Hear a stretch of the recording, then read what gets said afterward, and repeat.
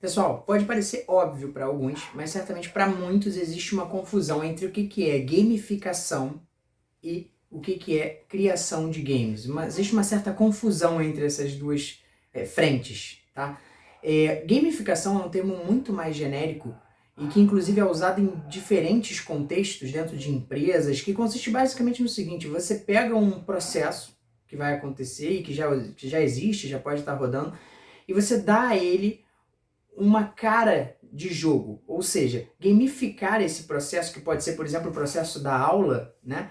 É você dar à dinâmica daquele processo coisas que se pareçam com o jogo. Então, para quem está passando por aquele processo, pode se parecer, em determinadas proporções, com um jogo, ou pode ser de fato um jogo. Então, se você é professor, por exemplo, de geografia, e você cria um jogo, um universo em que os seus alunos vão de fato jogar. E como é que se caracteriza um jogo, né? Existem vários atributos que vão dar aquela dinâmica, uma cara de jogo, né? Por exemplo, rankings, mecanismos de motivação que são típicos de jogos, e existe muita discussão a respeito disso, principalmente na educação hoje em dia, de como gamificar as aulas para motivar cada vez mais os alunos.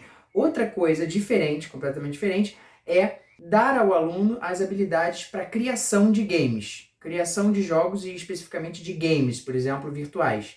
Tá? Então existem 4 ferramentas que hoje em dia certamente são as mais usadas para criação de games, que são o Scratch, o Minecraft, o Roblox e o Unity. Então cada uma com o seu grau de complexidade e com suas especificidades, e cada uma com as suas características, elas se adequam mais ou menos a determinada faixa etária, e cada uma tem um potencial diferente, embora exista muita interseção, tá certo? O interessante é que essas 4 ferramentas, elas podem atuar nos dois contextos. Pode servir, por exemplo, para gamificar uma experiência, um processo qualquer diferente. Por exemplo, um professor pode usá-las para fazer um jogo e os alunos vão apenas ser usuários ali e vão jogar aquele jogo, mas ela pode servir também para ensinar o aluno a fazer os seus próprios jogos, tá certo?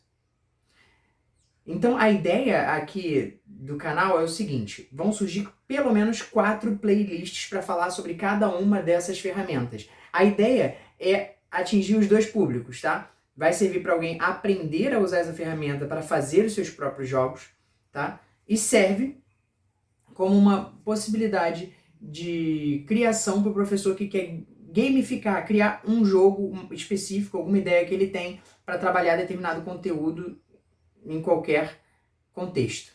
Então, se eu for fazer um resumo sobre essas 4 ferramentas, é mais ou menos o seguinte: você tem numa ponta o Scratch, muito simples, um design até infantil, que ele é feito para isso, para introduzir a programação e as animações para crianças, mas não se engane, ele pode ser super complexo. Você encontra na internet projetos feitos com Scratch que são realmente bem elaborados do ponto de vista da programação. Então, muita gente às vezes aprende o Scratch no Fundamental 1 e depois cria um certo preconceito, sendo que assim, não procede esse preconceito, porque essa ferramenta é muito boa, feita pelo MIT, muito legal. Na outra ponta, tem o Unity, que ele é muito complexo mesmo, ele é usado profissionalmente hoje por empresas, designers, e eu acho que se ele tem vez dentro da escola é só ali no ensino médio, né? Porque eu acho que ele se adequa até mais ao ensino universitário. Aqui no meio do caminho, entre a simplicidade do Scratch, que tem até um gráfico assim um pouco limitado, e a complexidade do Unity, você tem o Minecraft e o Roblox, que eles são mais complexos do que aquela simplicidade do Scratch, mas eles também não são tão complicados quanto o Unity. Então, você vai ver que um aluno vai demorar muito tempo para chegar num game feito no Unity. Ele leva muito menos tempo para ver isso pronto no Roblox ou no Minecraft.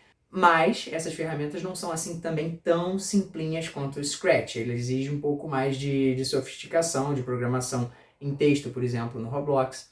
Então, de qualquer forma, você ganha aprendendo todas.